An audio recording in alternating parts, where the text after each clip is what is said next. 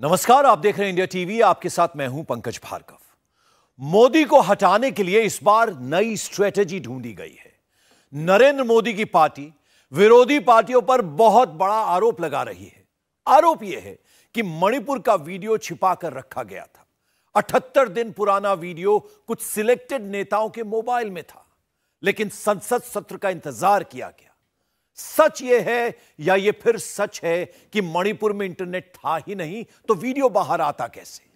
जब भी संसद सत्र आता है, विपक्ष बहुत बड़ा हंगामा खड़ा करता है। ऐसा पिछले 3 बार से हो रहा है, खास तौर पर जब से राहुल गांधी संसद से बाहर हुए हैं। हर बार यही हो रहा है। ऐसा क्यों किया जा रहा है? क्या 200 दिन बाद जो चुनाव होने जा रहा है उससे इसका कोई कनेक्शन है? नरेंद्र मोदी की ऐसी कौन सी ताकत है जिसको छीनने की कोशिश की जा रही है? प्रधानमंत्री के पॉलिटिकल विरोधी बहुत सोच समझकर 3 M का नाम ले रहे हैं। ये 3 M क्या है?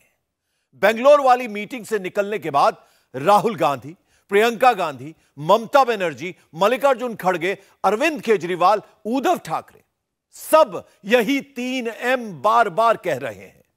मोदी विरोधी मोर्चा का हिडन एजेंडा क्या है, यह हम ओपन करते हैं इस रिपोर्ट में।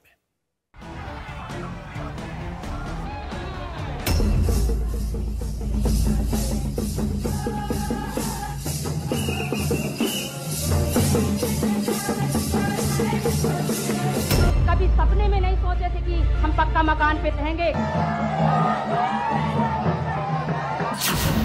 मोदी के विरोधी प्रधानमंत्री की आधी पावर छीनना चाहते हैं।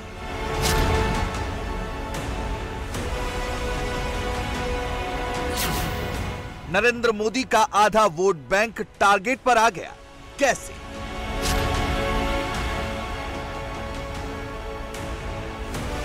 प्रधानमंत्री कहते हैं कि 24 के चुनाव में एनडीए को 50% वोट मिलना चाहिए।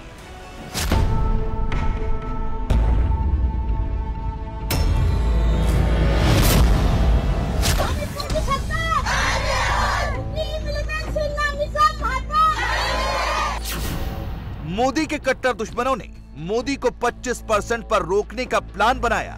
कैसे? हिंदुस्तान में अभी सबसे बड़ा डिवाइड क्या है? जाति और धर्म से भी बड़ा डिवाइड है जेंडर डिवाइड। पुरुष और महिला का फर्क स्पष्ट दिखता है। मोदी को महिला विरोधी दिखाने की स्ट्रेटेजी बनाई गई। कैसे? नरेंद्र मोदी का कोई एक वोट बैंक है जो 2014 से 2019 तक चक्रवृद्धि ब्याज की तरह बढ़ा। वो वोट है M वोट, यानी महिला वोट। 24 से पहले M वोट को टारगेट करने का तरीका ढूंढा गया। कैसे? मणिपुर का वीडियो मॉनसून सत्र शुरू होने से ठीक 1 दिन पहले रिलीज किया गया। पॉलिटिकल इवेंट्स के डॉट्स को मिलाए तो यह बेंगलुरु मीटिंग के ठीक बाद हुआ। इंडिया अलायंस वाले 26 दल मोदी का इस्तीफा मांग रहे हैं। वो मोदी को डायरेक्ट कल्प्रिट बता रहे हैं। इसकी क्रोनोलॉजी क्या है? महिला महिला करते करते मोदी पर अटैक के पीछे की वजह क्या है? वजह हम बताते हैं। वजह है 49% वोट। हिंदुस्तान में करीब 100 करोड़ वोटर हैं। इनमें से 49 करोड़ महिला वोटर हैं। महिलाएं पहले वोट डालने कब निकलती थी, लेकिन अब महिलाएं बढ़ चढ़कर वोटिंग करती हैं। नरेंद्र मोदी की पार्टी के अर्श पर चढ़ने और राहुल गांधी की पार्टी के फर्श पर गिरने के पीछे यही महिला वोट है। इलेक्शन का डेटा क्या कहता है और लेटेस्ट सर्वे की रिपोर्ट क्या कहती है, हम डिटेल में बताने वाले हैं। चुनाव आयोग ने पहली बार 1962 में जेंडर वाइज पोलिंग का डेटा रखना शुरू किया कि कितने पुरुषों ने वोट डाले और कितनी महिलाओं ने मतदान किया। 1962 यानी जवाहरलाल नेहरू के आखिरी चुनाव में 46.7% महिलाओं ने मतदान किया था, जबकि 2019 के पिछले आम चुनाव में 67.18% महिलाओं ने वोट डाले, यानी 20% से ज्यादा की बढ़ोतरी हुई। इसी दौरान पुरुषों का वोटिंग परसेंटेज सिर्फ 5% बढ़ा। 1962 के आम चुनावों में 62.1% पुरुषों ने मतदान किया था। 2019 में 67.08% पुरुषों ने वोट डाले। ये मोदी के टाइम में ही हुआ तो पुरुषों से ज्यादा महिलाओं ने वोट डालना शुरू किया। सवाल है कि महिला वोट बढ़ा तो गया कहां? महिलाओं ने किसके नाम पर ईवीएम का बटन दबाया? 2009 में देश भर की केवल 21% महिला वोटर्स ने बीजेपी को वोट दिया था। 2014 में नरेंद्र मोदी नेता बने तो 29% महिलाओं ने बीजेपी को वोट दिया, यानी मोदी के नाम पर 8% वोट पड़े। 2019 में महिलाओं ने मोदी का काम देखा तो बीजेपी का महिला वोट शेयर बढ़कर 36% हो गया, यानी मोदी के काम पर 7% महिला वोट बढ़ गए। अगर 2024 में यही ट्रेंड रहा तो नरेंद्र मोदी का तीसरी बार प्राइम मिनिस्टर बनना कंफर्म हो जाएगा।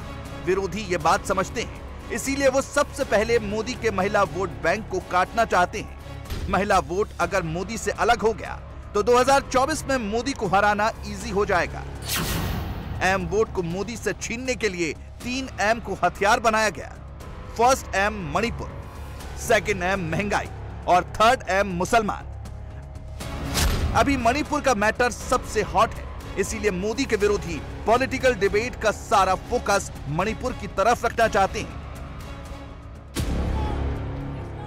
ममता बनर्जी मणिपुर करती हैं, प्रियंका गांधी भी मणिपुर करती हैं, अखिलेश यादव भी मणिपुर ही कर रहे हैं।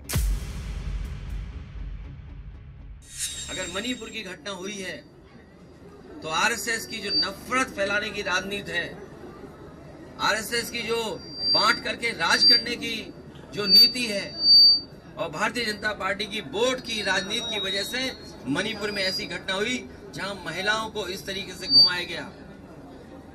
न केवल आम लोग बल्कि वो माताएं बहनें, वो महिलाएं जिन्होंने कभी भारतीय जनता पार्टी को वोट दिया था, वो भी ऐसी घटना देकर के आक्रोशित हैं। इसलिए भारतीय जनता पार्टी का सफाया होना निश्चित है। जिसका जैसा मंतव्य उसका वैसा गंतव्य। यूपी के लोग फूलन देवी को जल्दी आइडेंटिफाई कर लेते हैं, इसलिए अखिलेश यादव ने मणिपुर में भी फूलन देवी को जोड़ दिया। एक समय था जब फूलन देवी के साथ अपमान हुआ, तो सोचिए आज भी वो खाई पट नहीं पाई है। मणिपुर में 4 मई को जो हुआ वो शर्मनाक है।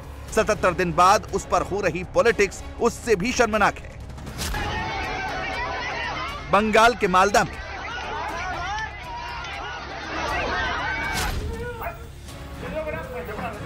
बिहार के बेगूसराय में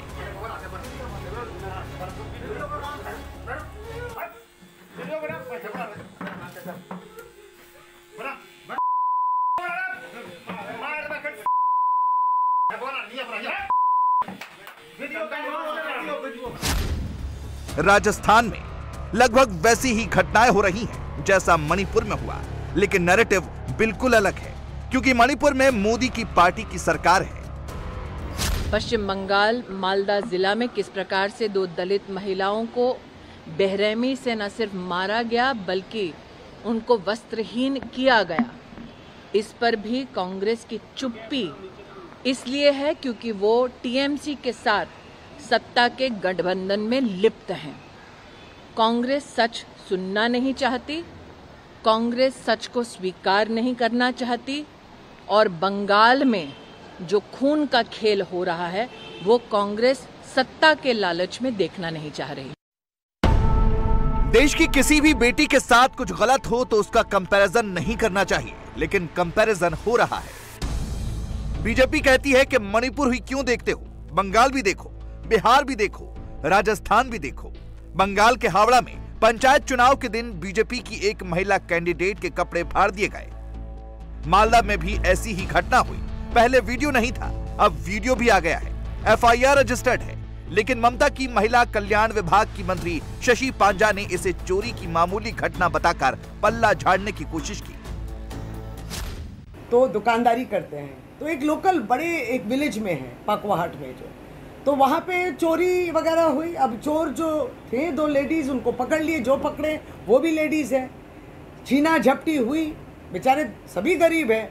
अब कपड़े निकल गए, जितना भी निकला है उसको ये राजनीतिक चश्मा से क्यों देख रहे हैं। खैर फिर भी पुलिस इंक्वायरी भी कर रही है और पुलिस इसको रजिस्टर भी की है केस। बिहार में जब भी कुछ भी गलत पकड़ा जाता है तो नीतीश कुमार चुप हो जाते हैं। बेगूसराय का वीडियो आने पर नीतीश फिर से चुप है, मगर राजस्थान के मुख्यमंत्री खुलकर मोदी मोदी मणिपुर कर रहे हैं। आप कर्नाटक घूम रहे हो, राजस्थान घूम रहे हो, छत्तीसगढ़ घूम रहे हो चुनाव के अंदर, ऐसा मैंने पहली बार अनुभव किया कि प्रधानमंत्री लेवल का एक गरिमा होती है, प्रधानमंत्री पद की बहुत बड़ी गरिमा होती है। हमारे ऐसा कि गर्व की बात होती है, हमारे देश के प्रधानमंत्री है, दुनिया के मुल्कों में जा रहे हैं, यहाँ जा रहे हैं, वहाँ जा रहे हैं। वो आदमी, मणिपुर हमारा राज्य है, ये नहीं बोलना चाहिए। उनकी सरकार है, उनकी सरकार है। अगर वहाँ कांग्रेस सरकार होती तो आप कल्पना कीजिए वो क्या क्या बोलते। तो कहने का मतलब कि ये बातें भी देश में हो रही है, जो बहुत दुखद है। गहलोत का ये बयान तब आया जब राजस्थान विधानसभा में उनके अपने एक मंत्री ने खड़े होकर कह दिया कि मणिपुर पर बात करने से पहले अपने गिरेबान में झांक लेना चाहिए।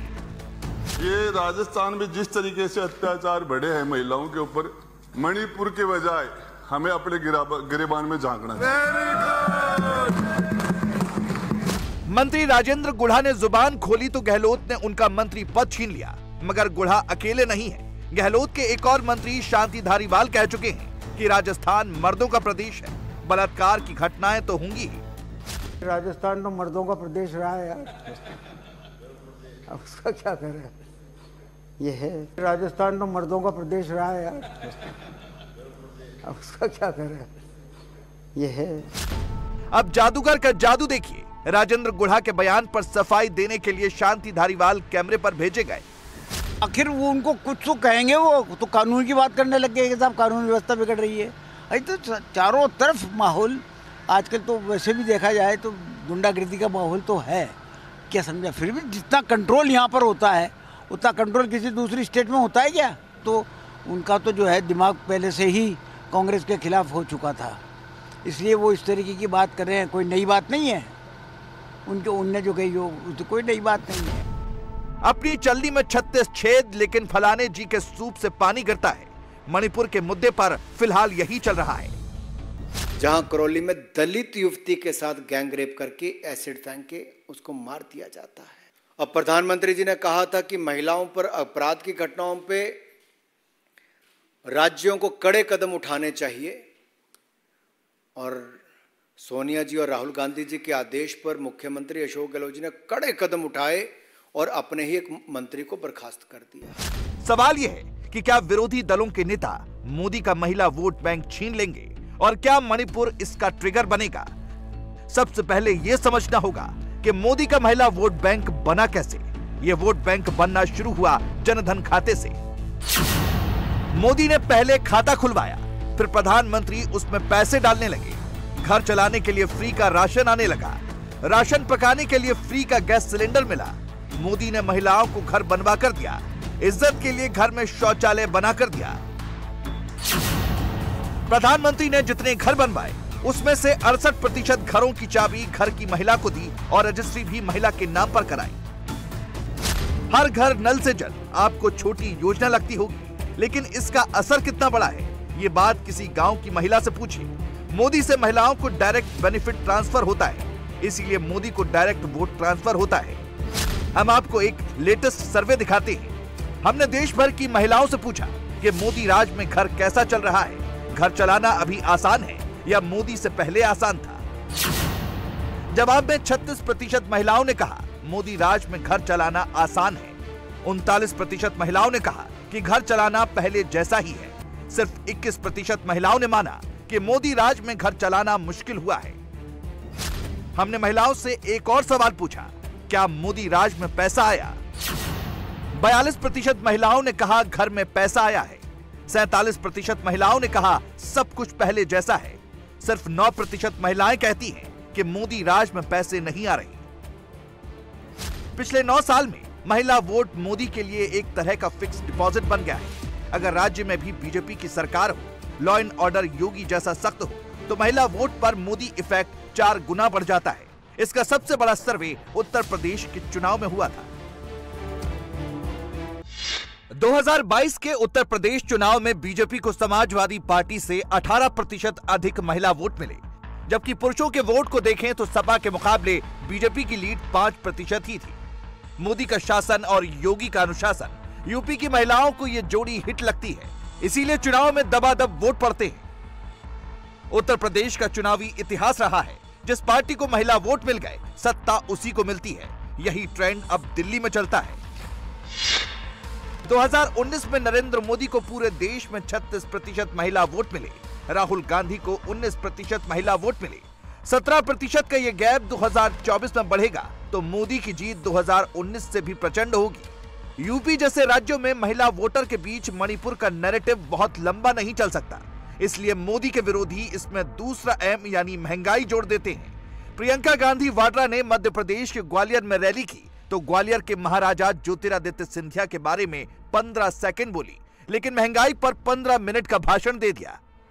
मैं आपके मुद्दों पर बात करने आई हूं और आज जो सबसे बड़ा मुद्दा है आपका, मैं जानती हूं क्या है। महंगाई का मुद्दा है। सबसे बड़ा मुद्दा आज महंगाई है और मैं सिर्फ सब्जी, फल, आटा, गेहूं इस सब की मैं महंगाई नहीं कह रही हूं। ये तो है ही, जब टमाटर 150 रुपए में आप खरीद नहीं सकते तो ये तो है ही, लेकिन इस महंगाई से किस तरह आपकी कमर तोड़ी जा रही है उसकी बात कर रही हूं। याद रखना होगा कि स्टेट बाय स्टेट महिलाओं का पॉलिटिकल टेस्ट बदलता है। पश्चिम बंगाल में ममता बनर्जी को भी महिलाएं ही जिता रही हैं। बंगाल की गरीब, लोअर क्लास और मिडिल क्लास की महिलाओं के बीच दीदी की पॉपुलैरिटी जबरदस्त है। इसीलिए पिछले 2.5 साल से बंगाल में बीजेपी भी महिला ही कर रही है।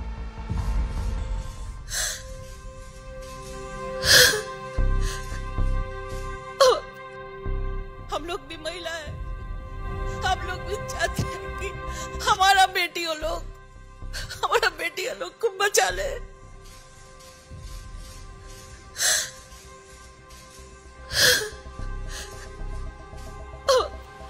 हम लोग भी देश का बेटी है, मणिपुर का भी देश का बेटी है। इंडिया टीवी हर वक्त हर जगह डाउनलोड करने के लिए सर्च करें India TV news Google play store या ऐप स्टोर पर।